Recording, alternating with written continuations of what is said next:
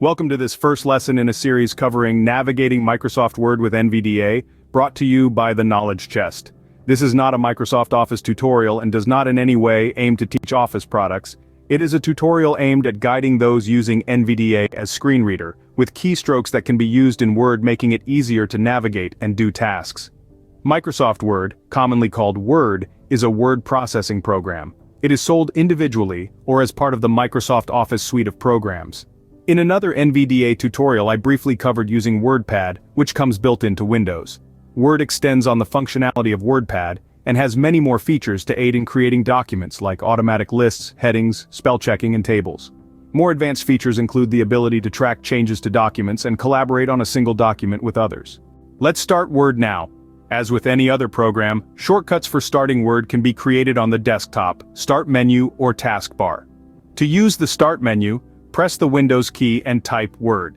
Ensure the focus is on Word and not WordPad or another program, and then press Enter. The Word item in the Start menu will usually also include its version number, such as Word 2016 inches or Word 2021.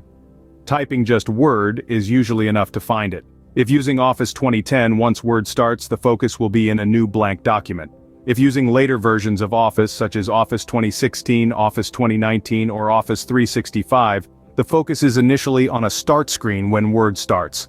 From the start screen, a blank document or a recently opened document can be selected by pressing Enter on the selected choice.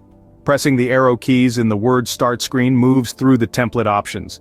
The built-in templates offer different styles for things like letters, resumes, newsletters, or blog posts. Pressing Tab a few times can also move the focus to the Recent Documents list. From there, the arrow keys can be used to choose a recently closed document.